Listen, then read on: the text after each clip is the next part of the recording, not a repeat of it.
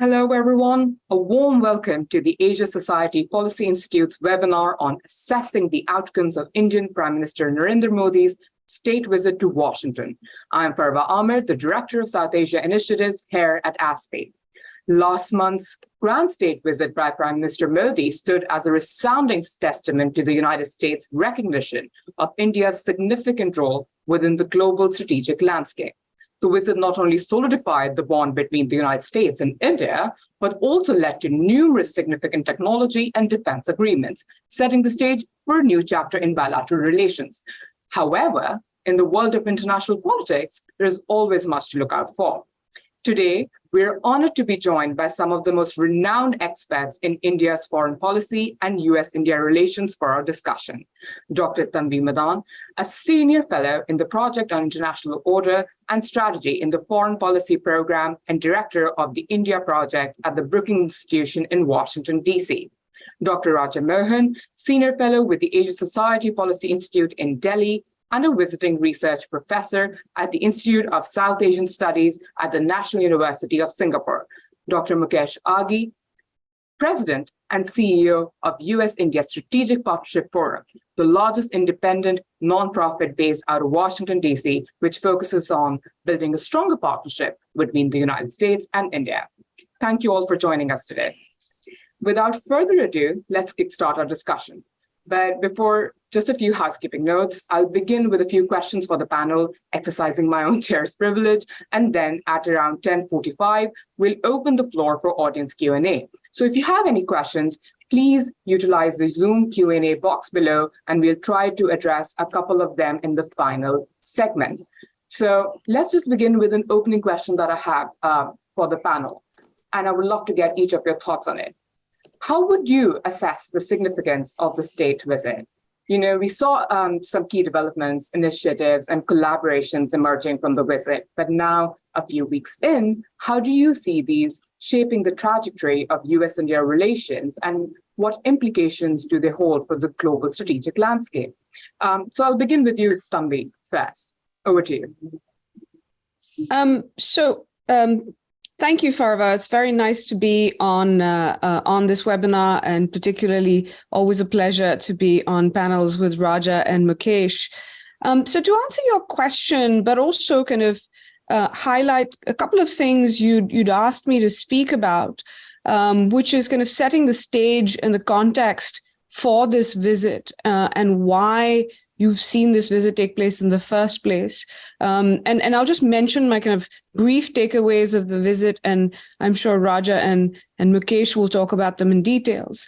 I think going into this visit, you'd already seen the Biden administration having spent more time on India in its first 2+ years in office than any administration in US history.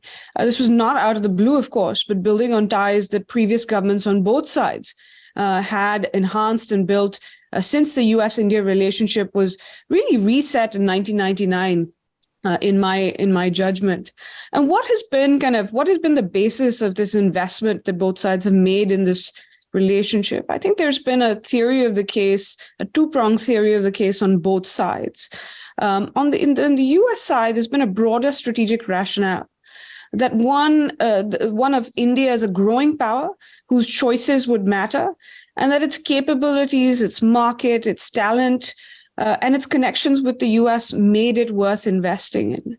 There's also a specific strategic convergence to do with the balance of power in the Indo-Pacific nested within that, that I'll come back to in just a second. But just on the Indian side, you also have that kind of broader strategic rationale of the US as, to quote Prime Minister Modi, as indispensable to India's transformation. I know previous former National Security Advisor Shiv Shankar Menon has used the word essential. So you see this is kind of non-partisan sense on the Indian side as well, that the US is crucial to India's development and transformation. Again, within that Indian logic, there has been a specific strategic convergence. And you saw that specific strategic convergence, as well as this broader rationale in the outcomes and statements during Prime Minister Modi's state visit to Washington. That immediate strategic imperative, I think, was both the context and the driver, the immediate driver, the kind of fuel to a relationship that is fairly broad-based. And what is that strategic imperative? I think the broader strategic imperative, the more kind of in the current day, but it has been building for a while, is that shared, though not identical, vision of the kind of Indo-Pacific that the two countries would like to see. A region where there is a rules-based order, and a shared sense that vision is being challenged, particularly by a rising China's assertive behavior. And you saw this in Prime Minister Modi's statement, stronger language than he's used in Congress, where he talked about the dark clouds of confrontation and coercion in the Indo-Pacific.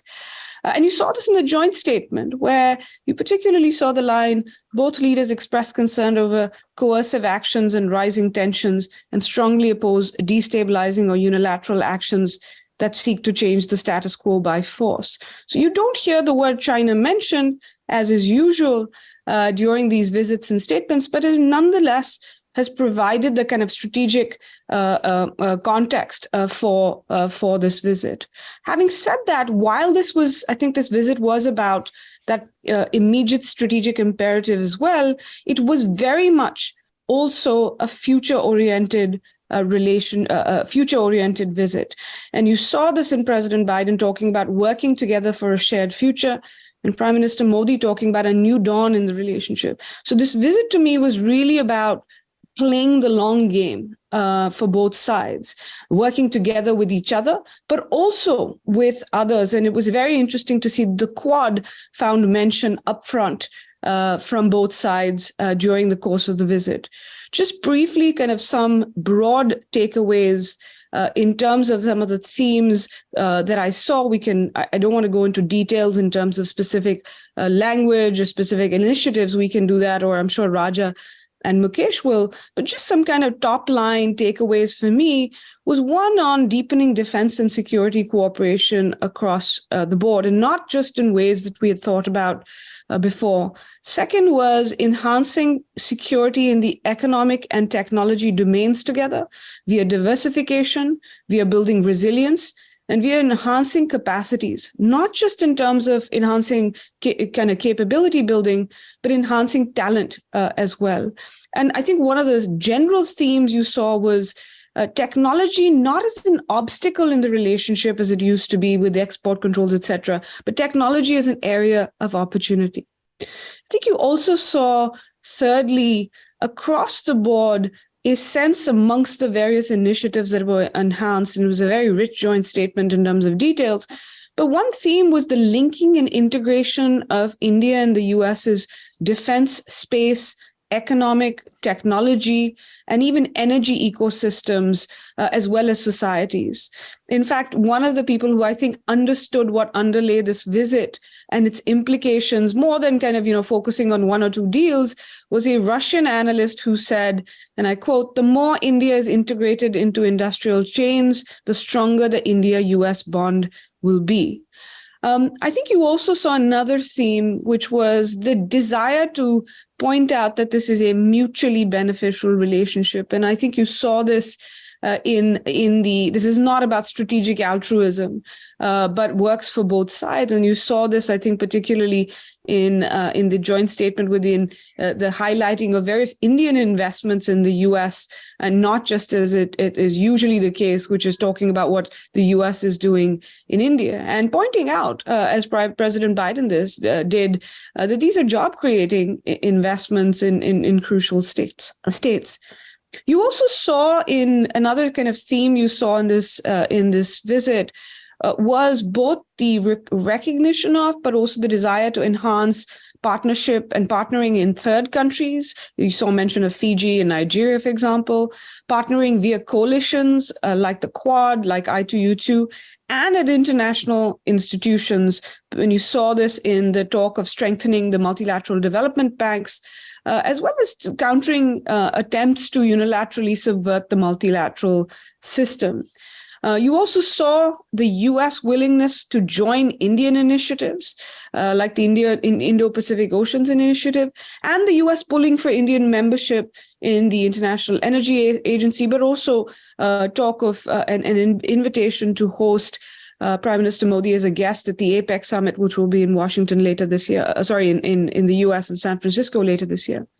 On the Indian side, you saw India overcoming hesitations that it's had, particularly within the bureaucracy sometimes, but also some strategic hesitations in joining the Artemis Accord. But it was also interesting to see an institution like the Department of Atomic Energy, which is not known to be kind of all that US friendly, talk about investing in a US particle accelerator, for example, or India investing in an observatory linking up with the US, Europe, and Japan.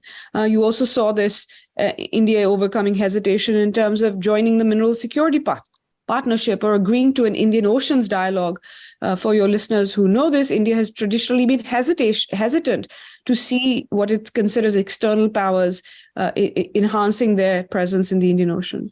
And then finally, I think you saw the attempt to narrow gaps because this strategic convergence provides the incentive to narrow gaps and manage differences. And I think you saw the narrowing gaps on kind of the question of Ukraine, including some of the language, the use of the word war for the first time by India in such a statement, and the resolution of trade disputes, some small trade disputes, some not so small ones, to kind of clear the underbrush, which for what I hope will be further movement on that side. And then managing differences, particularly on Russia, and the question around democracy and values questions.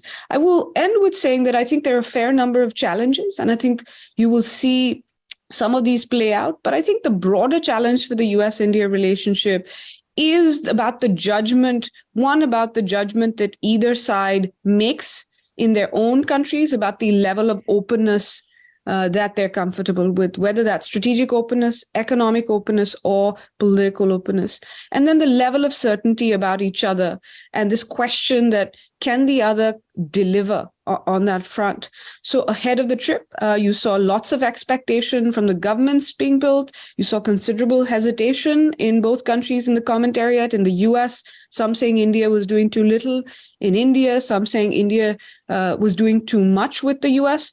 I think you saw from the governments, and this is the final point I'll make, in the documents, what you saw is ambition. Whether that will translate, I think the impact of this visit and whether it will prove to be transformational will really hinge on implementation. So can you implement that ambition that both governments have shown, including in the visits in the months ahead? Thank you so much, Tanvi, for walking us through pretty much how this relationship is kind of mutually beneficial. And we saw that through the visit and the different themes that you've highlighted that came out from the joint statement. But I think the last point you made is definitely a thought-provoking question, is that whether both sides will be able to deliver. And we'll be watching closely, and I think our listeners here will be also keen to know how this relationship will develop.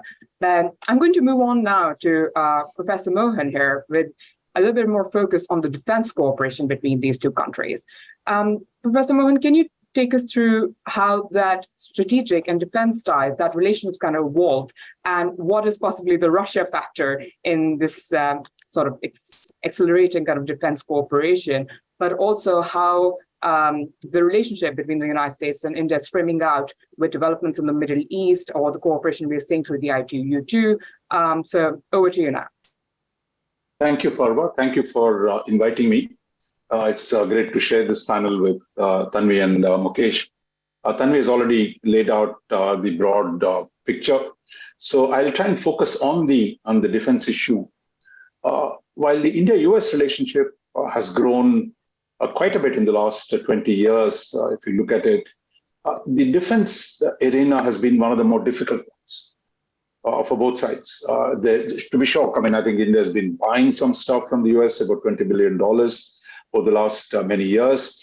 There's a lot of exercises, a lot of exchanges, but we were still not doing the big stuff. I think that's what this visit actually has done. To break out of the incrementalism, to break out of the hesitations, in both the capitals to really advance defense cooperation to a higher level. There, I would say what we saw happen in Washington was really three broad areas in which the progress has been made. And I think this required really very, very hard work, both from the political leadership in Washington and in Delhi to really push, I'm not even using the word nudge, they really had to bend and push the bureaucracy on both sides to really get things done. So what are the three elements of the tripod that is going to hold up the new defense relationship between the two countries? One is the agreement to move forward on defense industrial collaboration.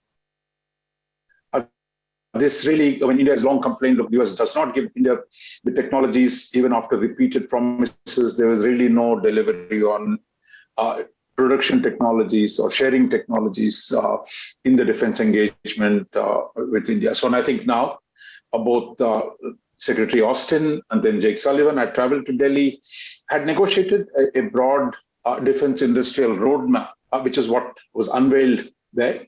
And as part of it, as a kind of, shall we say, a down payment, there was an agreement between General Electric and the Indian public sector company called Hindustan Aeronautics Limited on the manufacture of GE414 engines in India.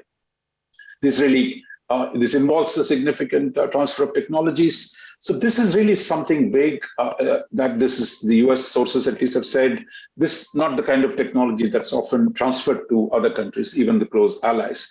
So I think working this through, that this idea that India and the US can actually do joint production of weapon systems is something that India has been looking for. And I think this way, this is going to be really a consequential one that has to be implemented. Here, of course, the joint statement issued noted that there are regulatory barriers on both sides to really move forward. So there's a lot of work still to be done. Unfortunately for us, I think there are going to be more meetings between the two leaders. President Biden is expected to go in a few weeks to Delhi to attend the G20 summit. And if Mr. Modi finds a time to attend the APEC summit in San Francisco, he'll be there as well. So there are a number, and then the East Asia summit. So I think there are a lot of occasions where the two leaders can actually meet. And then there is a Quad summit in early 2024. So I think there will be pressure, even though this is an election year in India. The frequent meetings between the two leaders, I think, is going to push for progress that has been agreed, because without that push, things can easily slide back. The second aspect, I think the US has been somewhat frustrated at India's reluctance to work together on the operational areas. Although India signed a number of the so-called foundational agreements, the implementation has been erratic, and now the joint statement talks about the full implementation of greater cooperation on the ground in operations. I'm not talking about exercises, but this really of working together to help the US achieve more in the Indo-Pacific. And here, the joint statement talked about India emerging as a hub for maintenance, for repair, and other stuff for the US ships traversing through the Indo-Pacific. So I think this is a big deal for India. Both India is going to benefit from it. Indian shipyards, private shipyards are going to benefit from it. But I think this really brings us closer that India supports the operation of US naval forces in the Indian Ocean and the Indo-Pacific. So that's the second leg. The third leg is really the bringing it together to give it a regional anchor. I think Tanvi has already mentioned one thing to talk about abstract in cooperation, that today, what the joint statement goes into great length, that the Indo-Pacific has become the regional template in which India and the US cooperate. So I think in the end, any two countries need a regional framework in which, when they talk about strategic cooperation, you can do business, you can do technology, but in the end, this is really about shaping a region. And much of the joint statement quite clearly lays out greater consultation, greater coordination between India and the US in the Indo-Pacific, in East Asia, in Southeast Asia, in South Asia, in the island states. This is really, I think India has been historically hesitant to work with the US in this kind of regional settings. But today, I think India has finally overcome its hesitations on the front. And the US, on its part, seems far more open to really strengthen India's ability to operate in this Indo-Pacific. Finally, I would say the two aspects, and I think, why is the US administration doing all this? Because I think one of the things less noted is Biden administration strategy.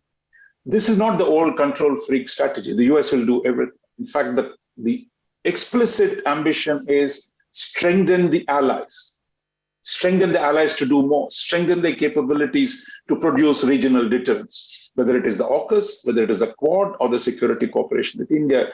US is investing in its allies' capabilities. It's not just giving technologies, giving weapons to be able to produce in situ deterrence against China. And I think that is the big thing that's happened. So the US is willing to do a lot more to help its allies become stronger. So that's a big change. And India, historically, a lone ranger acting on its own, avoiding cooperation, collaboration. India has broken out of that it is willing to do more things with the US and its allies in the region. So I think it is this fundamental change in the attitudes that has really produced the framework, the tripod, in which I think we're going to see a lot of action between the two countries. But don't forget the regulatory obstacles in both the capitals. You have to keep, pushing that. Without that, progress can easily slow down. Thank you so much, Professor Mohan. I think that's fascinating to hear the whole tripod framework that you just walked us through, but how important it is to understand how India has kind of overcome its own hesitations to get us where we are in terms of witnessing the change in the bilateral relationship, and how important for the United States India has become in a way of working together and coordinating more in regional settings. And we'll see more of that with the kind of regional blocs popping up and the United States and India kind of sharing values and a vision. But we'll definitely have more chance to discuss and talk more about it in perhaps the latter half of the discussion. But I want to kind of move on to hear from the business community perspective. So, Dr. Aghi, over to you now. If you could just share with us what were the perception of the business community, because that's kind of, you deal with them on a daily basis. How did the diaspora receive Prime Minister Modi's visit here in the United States? I was there at the Kennedy Center, and it was a very warm welcome. The reception was rather uplifting and encouraging of the Indian Prime Minister, but I would love to hear your insights on that. Thank you, Farwa. I think there are a couple of factors which I like to paint and then get into the economic aspect of the relationship. One, in DC, it is now accepted that India is a rising power and one day it'll be a great power. So that's the important thing, which the trend we are seeing. We're also seeing that, yes, there was a closer political alignment, but for the first time, we are saying there is a substantial bureaucratic alignment, and that has to be kept on track and nudged to make sure the execution happens. Also, what we are seeing is that Washington, D.C. has accepted India's strategic autonomy, its position that it will not be an allied power, but will maintain its independence itself. Now, keeping those factors in mind, what we're seeing is that India is playing a very strong and pivotal role in helping secure supply chain, especially for US companies where they have substantial amount of investments taking place. How do you basically move those supply chain into India? We have seen what happened with Apple. Apple was not in India a couple of years ago, and now it's going to produce roughly 24 million iPhones in India by next year and to be exported to the rest of the world. We are seeing other companies moving their manufacturing base in India to basically diversify supply chain. But more important, the visit, I would say, I would break it down into three broad categories. First is symbolic, second will be transactional, and third will be structural. Symbolic in the sense we had the 21 gun salute at the White House, state dinner, State Department luncheon, and then the Kennedy Center event itself. And all 3 days, there was a touch point by President Biden with Prime Minister Modi itself. Normally, after state dinner, basically, they don't meet, but in this case, President Biden was gracious enough to make sure that he was connecting with Prime Minister Modi every day. And it's symbolic, but it's important. Transaction, I think you have to understand that that was important. As mentioned by Raja Mohan, that we had GE deal, we had the MQ-9B Predator deals, and all singular deals which are happening, opening of more consulates in each other's country, US Navy coming for repair at Indian ports itself. To me, those are transactional, but they're important. But I think structural is the one which is going to take this relationship next 20, 30 years itself. And when I say structure, for example, in the ISET, we agreed to cooperate on R&D development, on quantum, on artificial intelligence, defense innovation, space, and advanced telecom, and 6G. We talked about basically financing coming through USAID and DFC.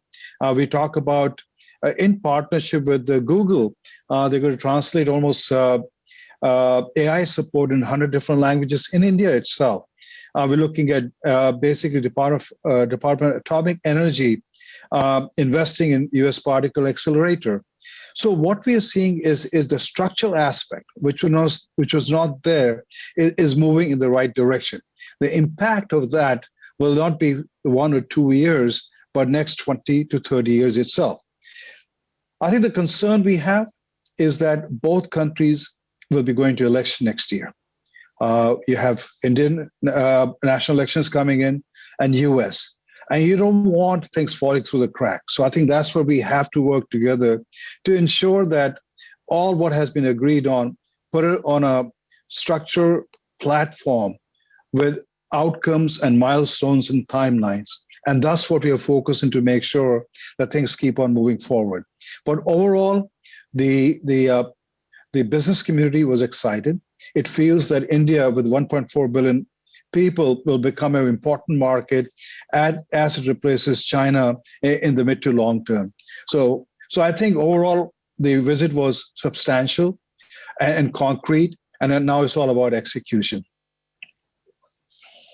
Thank you so much, Dr. Aghi. I think a point that you made about how important it is to keep an eye out on the elections coming out next year for both countries and ensuring that nothing falls through the cracks, whether it's domestically or through the kind of foreign policies each country has about kind of work they're doing with other countries is very important.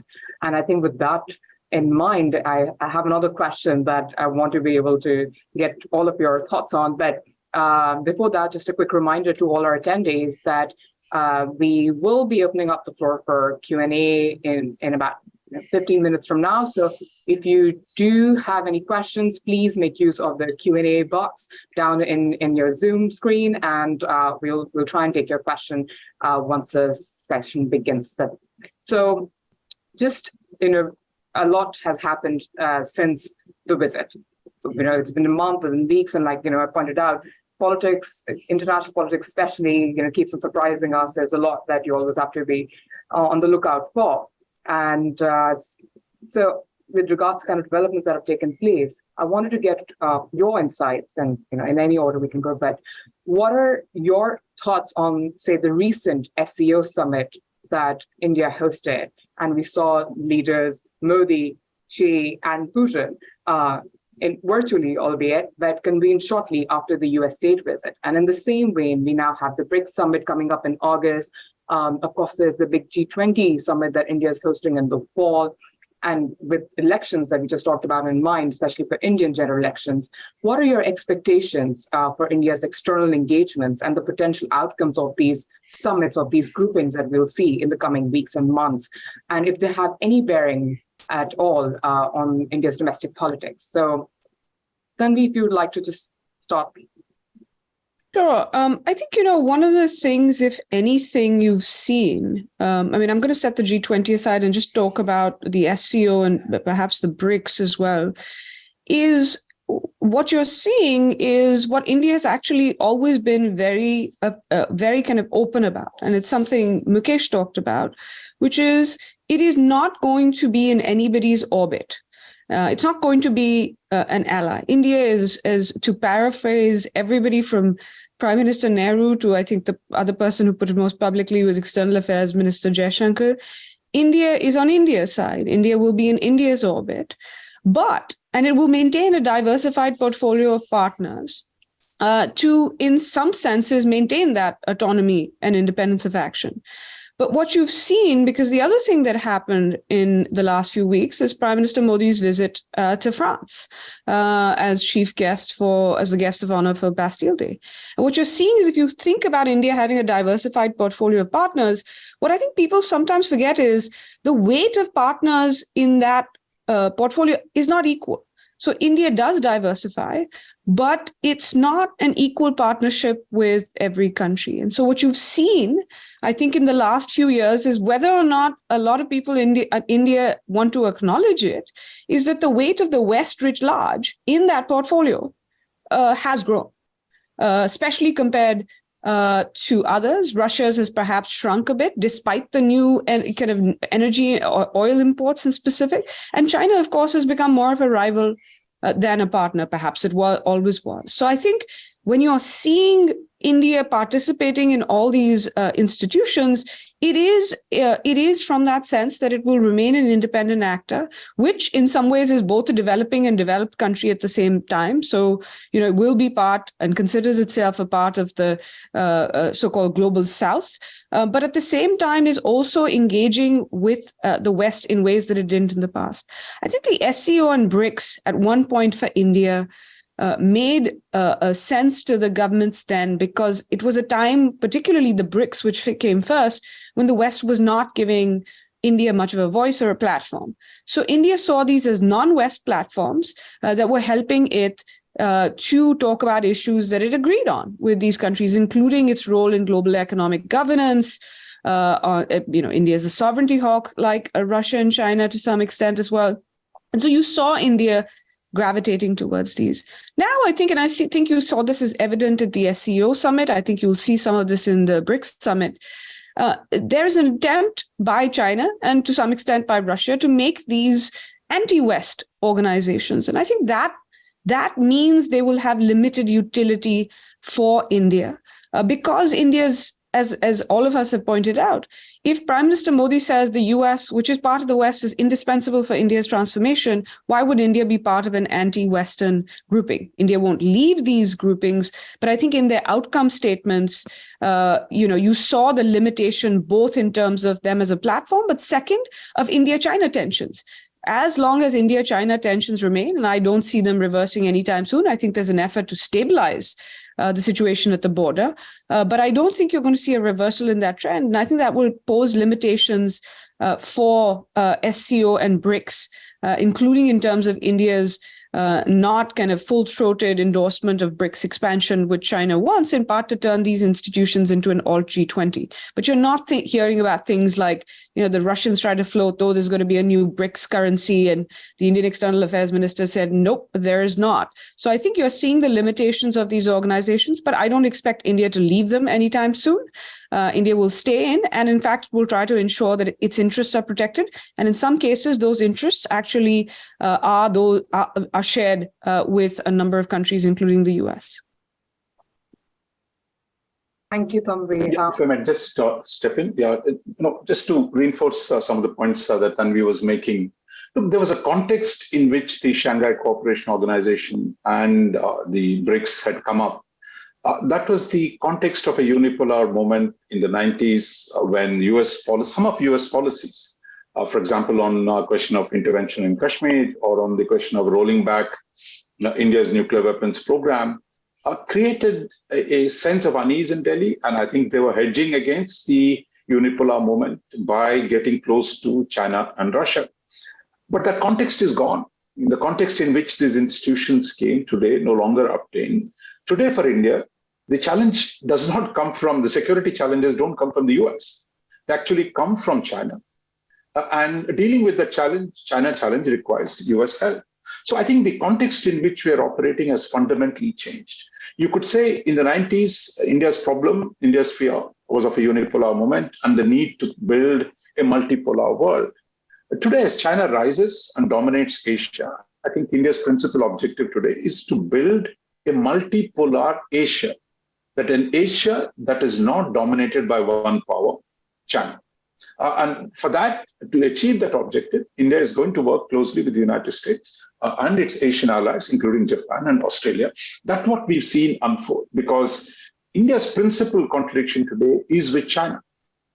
And whether it's on the economic side, whether it is on the security side, whether it is on multilateral areas, in all these domains, China has either blocked India's aspirations, whether it's a nuclear supplies group, it undermines India in South Asia, it threatens India on the borders. So therefore, I think this contradiction, it endures. And I think for India then, the problem is to dealing with this challenge requires working closely with the US. And Russia's weight in India is completely declined. I mean, it is still there. It has got its niche dependence on India, depends on weapons. But Russia has become a closer partner to China. I think people have forgotten when India and Russia became close in the 60s, Russia and China were fighting. So Russia became a valuable ally for India in producing a balance of power in Asia. Today, Russia is working with China. So I think there again, the idea that Russia would be a savior for India in dealing with its balance of problems is no longer true. Therefore, I think where we are going, if you look at India's trade, India's security cooperation, India's diaspora, India's technological cooperation, all these are today tilted to the West. And I think those linkages are continuing to grow. And whatever people might say about non-alignment, autonomy, the weight of West in India's international relations is growing. And I think that is the new fact. And there was a question from Captain Parmar here, and let me answer that on France. Look, I think the US, I don't think it objects to India's close cooperation with France. Of course, the companies are always competing. So if you get a deal to a French company, of course, some American company is going to lose. But I think US as the major power looks at this strategically. And India that moves away from Russia, builds greater cooperation with other Western powers is good enough for the US. So I think having a balanced collaboration between different Western powers in India. So India's strategic autonomy, such as it is, might increasingly be seen as working with different partners in the Western coalition rather than framing it as an opposition to the West. And I think this is an interesting shift. If you go back to the 90s, there was a French foreign minister and the French president who talked about multipolarity before the Russians and Chinese got into the act. If India had gone down that route, India and France would be doing more multipolar work. And India is not going to be sitting in BRICS and SCO. Thank you, Dr. Mohan. So we won't see India joining sort of an anti-West narrative. Of course, we're seeing a lot of the new fact that, as you pointed out, the whole Indian alignment with West in terms of the linkages, the West factor growing in international relations from India's front is going to be something that we'll be observing and we'll be seeing for a long time. So from the economic point of view, Dr. Aghi, is India's economy also hyperlinked with the West now enough to move away from the other sort of China put out or Russia put out narratives? Well, you have to look at India's economy, which is going to grow around 7%, and next year probably 6.5%, and it'll continue growing. It is not tied to the West or to the East. It is an economy which is so different than China's economy. China's economy was export-oriented. India's economy is domestic consumption. And it is a service-based economy. Where the Prime Minister of India is trying to bring in more manufacturing to create more jobs, because we have a challenge in India. Almost over 1 million new workers come into the workforce, and we need to absorb them. If nothing else, then skill them so they can be a workforce to the world itself. So I'm very optimistic that when you look at India from an economic growth perspective, yes, it will have some road bumps, but for the next 20 years, the economy will grow in a positive manner. You look at the investments coming in. I was looking at the numbers for the first quarter in China. Normally, China had almost $100 billion FDI coming in on a quarterly basis. And last quarter, it was less than $20+ billion. So what we're seeing is the FDI from the US has almost stopped going into China.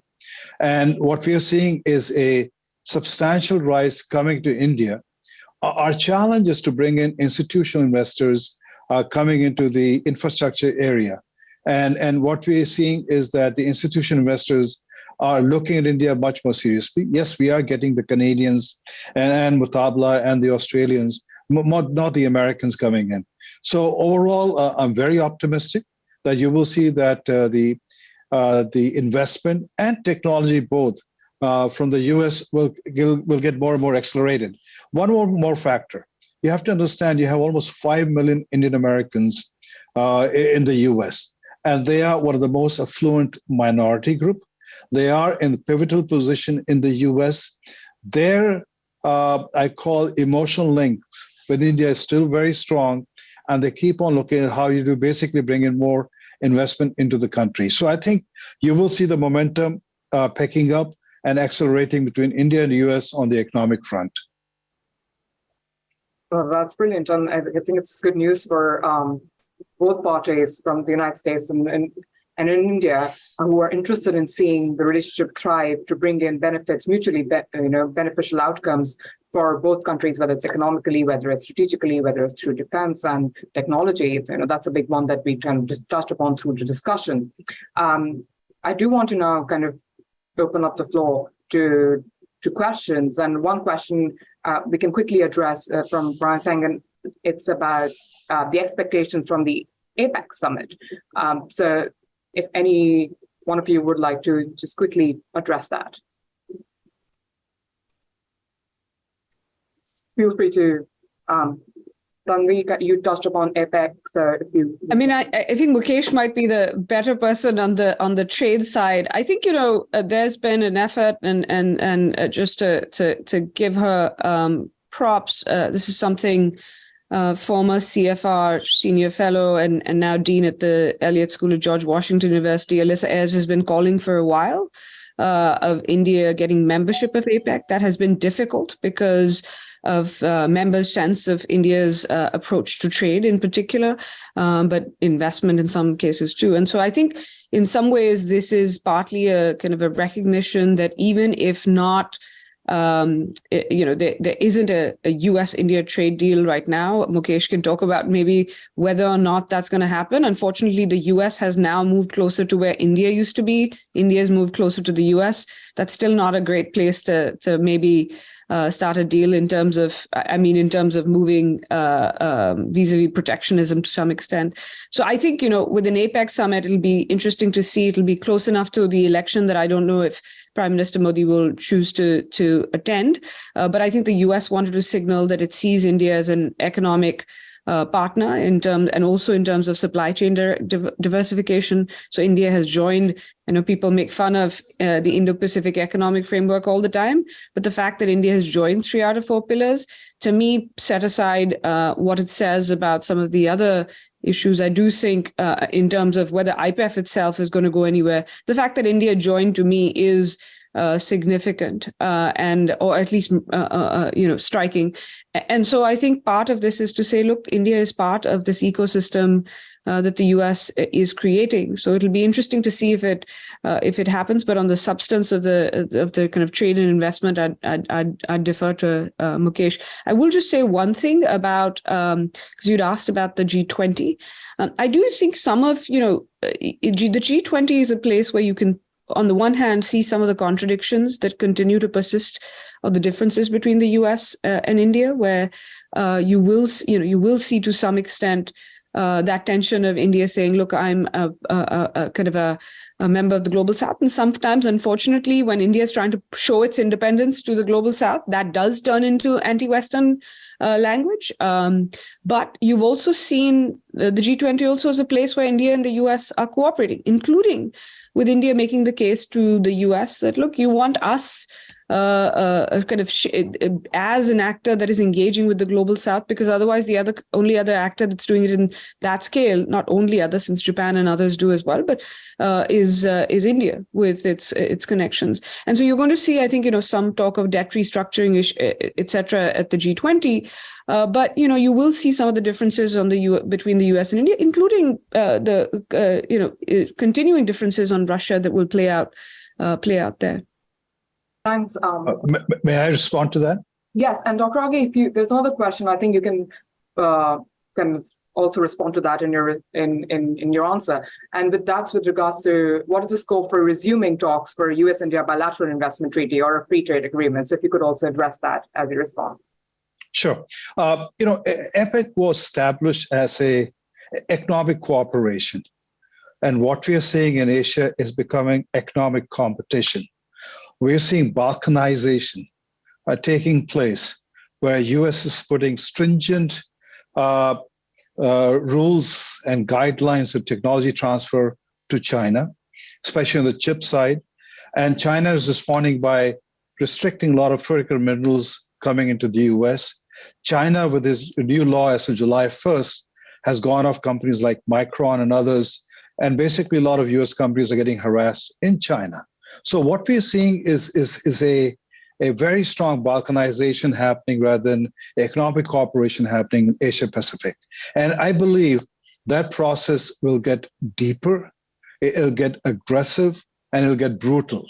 And when I say brutal, in the sense is companies will suffer with their capital investment in the region itself.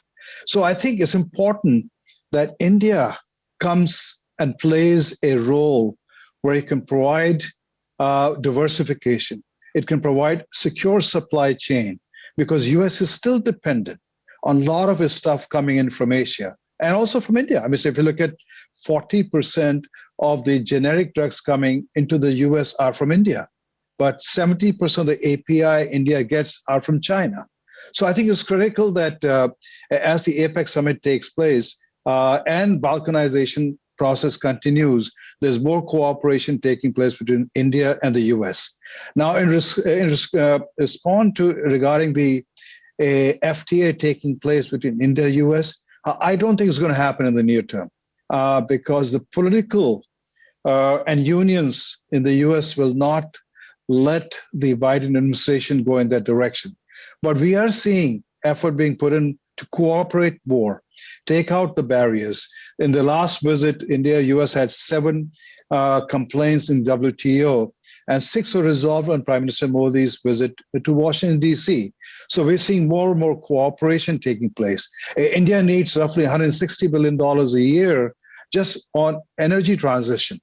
And a lot of that funding is going to come from US, especially from private equities and institutional investors. So you'll see more cooperation taking place. What we are seeing also is that early on, US companies use India as a backup, as a support center itself. Then it moved into R&D center. And now we are seeing innovation centers being set up to basically come with solutions which are local, solutions that can be sent to the rest of the world itself. So I think regardless of FTA or no FTA, the trade continues to grow. India will cross $200 billion trade with the US in the coming year itself. So I think whatever the roadblocks are, some are still there, but there's a much more smoother sailing happening on the economic front between the two countries. Thank you, Dr. Aghi. Dr. Mohan, do you have any? No, not on APEC. Yeah. No. So there's another question. I'm just going to merge the two of them because they talk about what are the domestic roadblocks to this relationship between the United States and India, and also just kind of referring to some of the incidents that have happened in recent past regarding the Manipur incident and others. Will the US be able to kind of publicly support India if things domestically don't play out well in that regard? Dr. Mohan, do you have any insights on that? Look, I mean, I think there is, it's kind of this, things tend to get exaggerated a bit that how does domestic developments in one country affect the foreign policy of another? I think the US might have the broader ideas of what it wants in the rest of the world, but the US is also pragmatic, that the US is not going to sacrifice its other interests for the sake of something it thinks should not happen in India. Of course, the US has been doing business with China for the last 40 years. The US has had great relationship with Saudi Arabia for the last 100 years. So I think this is a small section of the debate that the US is a global power, it has global interests, it has a range of interests. To think that somehow human rights or internal developments or it is somehow committed to fix other societies, it's really a narrow debate in the Beltway. I don't see that has ever been the driver of US foreign policy. US has natural interests, while it has also an ideology on democracy and promotion and foreign policy. But I think its interests have normally prevailed, and its US record shows it very, very clearly. So I'm not really worried about it. I mean, the US people will talk about what's happening in India. So same in India, people talk about what's happening in the US.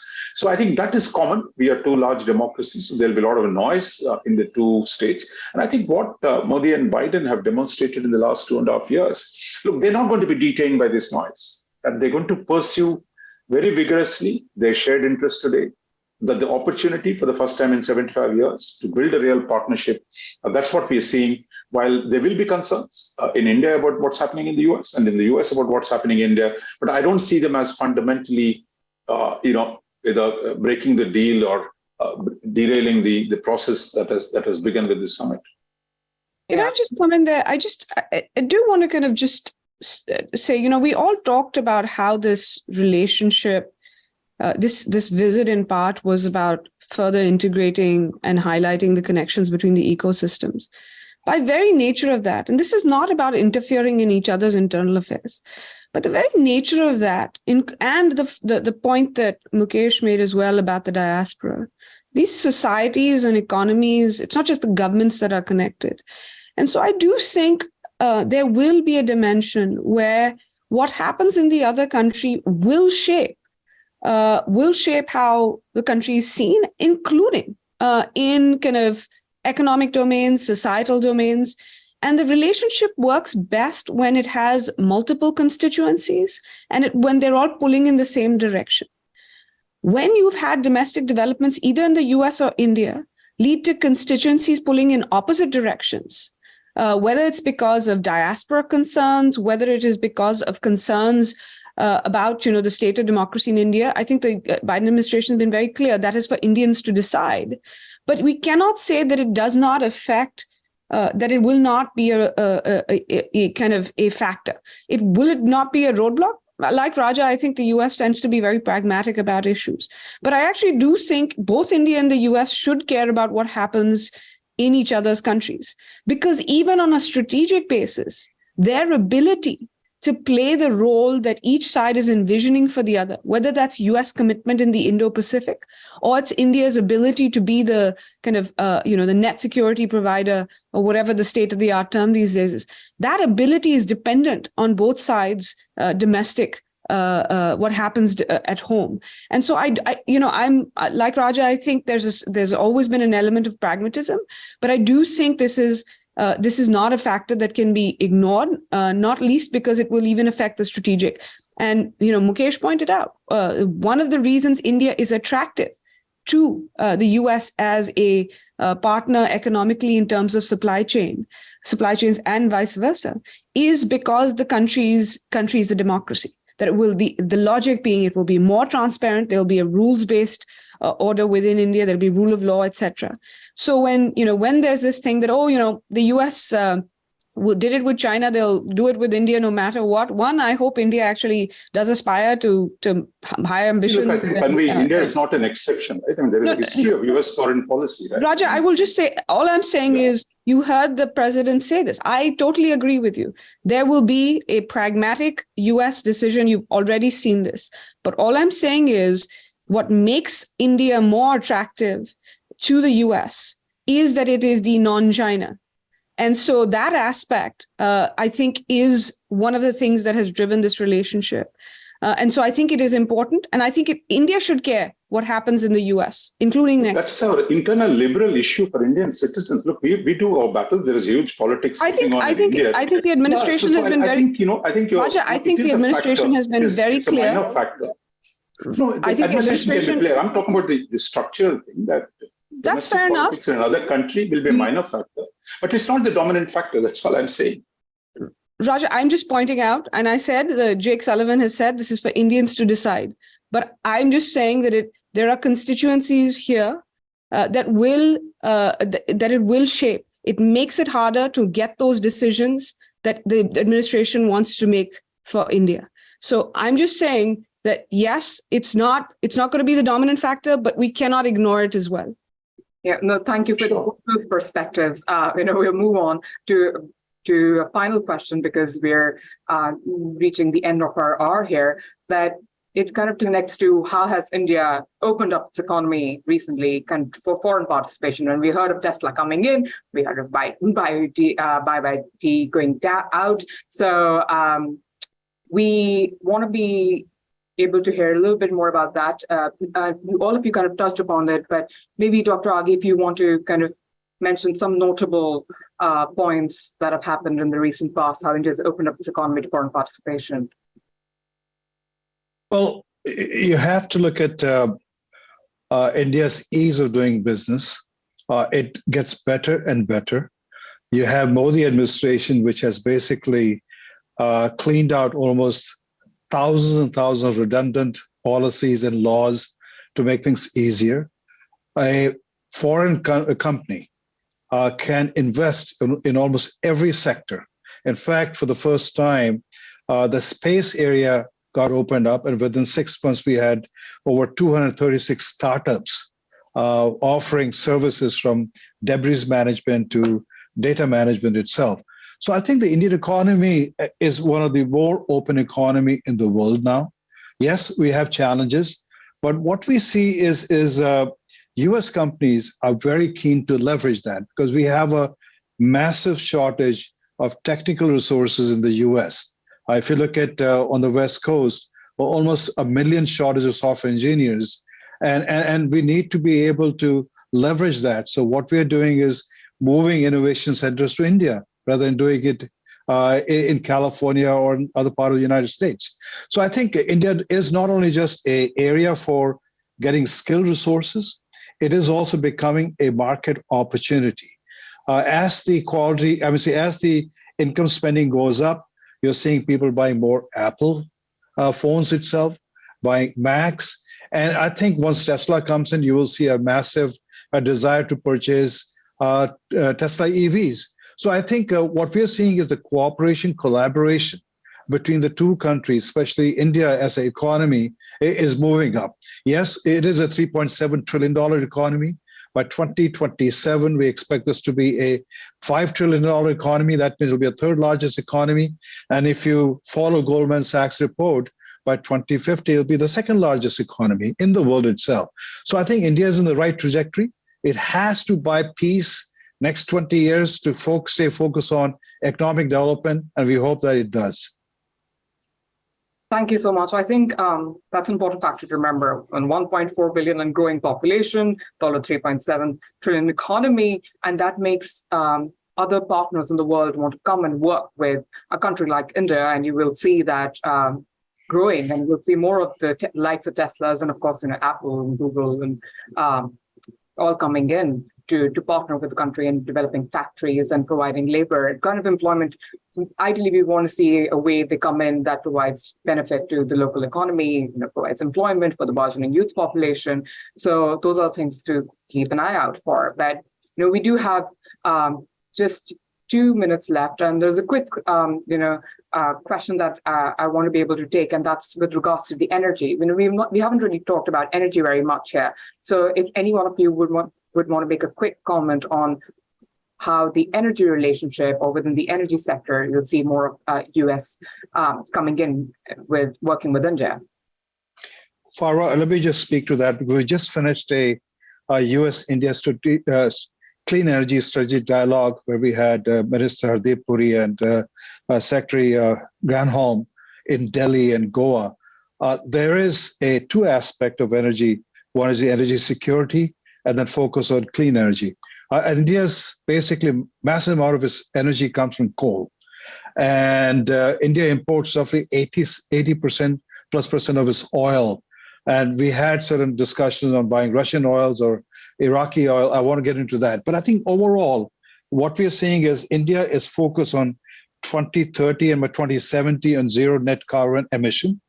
And India is focused on having almost 500 gigawatts of renewable energy coming up. What we are seeing is that while it is focused on that, it's able to produce a price point of roughly 3 rupees per kilowatts as compared to normal electricity. I think India needs roughly $160 billion per year financing for the next 10 years to be able to move and transition into clean energy. Without that, India will it'll be a challenge. You have to understand the consumption today. A couple of factors. India adds roughly 50 million households to electricity on an annual basis, and we've seen that for the last 10 years. India's consumption on the energy is 1/10 of the US household. And as his income goes up, that consumption will keep on going up. So it is important that India moves safely, soundly, and economically to a clean energy and be a committer to the net carbon emission by 2070 itself. Just a quick point, just a specific example. And in fact, over the last few years, the US has become, in about the last 5 or 6 years, the US is now a source of a top source or one of the top sources of India's imports of coal, oil, and LNG. But on the clean energy side, and I think that's where kind of the future is, and it's good for everybody. A very specific example of US-India cooperation that feeds into the energy sector, but also this talk of diversification and economic security and resilience. The Development Finance Corporation, which is the US Development Finance Corporation, its single largest kind of project that it's financing is in India. It's an American company in India that will be producing solar panels. And this is partly not just to manufacture solar panels, but to specifically reduce dependence on kind of China's imports from China. And eventually the idea that this will not just produced for India, but potentially for export as well. So very kind of real world example where you're seeing in the energy sector that it is about producing cleaner energy for one of the fastest growing energy consumers in the world, but also about this larger picture that we talk about strategically of kind of a trusted, transparent partner where you are producing not just in terms of kind of, thinking about it in the defense space, but in the economic and energy spaces as well, a more kind of reliable and resilient partnership. Thank you, Tanvi. And I think we are now a little over with our time here, but I have really enjoyed this conversation. Thank you all for joining us, for making this conversation so much more engaging. And I was taking a lot of copious notes. It's like tons of information here, tons of food for thought. And of course, there's much to keep on keeping ourselves updated with regards to how this relationship will go forward. But I think the general consensus is that there is an understanding between these two countries to manage differences and work on the greater goal. They're in it for the long haul. So thank you once again. I really appreciate your time. Please keep on tuning in for ASPI's events and our other webinars and sessions that we'll be hosting in the coming months. So once again, thank you so much, and good evening, good afternoon, good morning, wherever you are in the world. Thank you. Take care. Thank you. Thank you.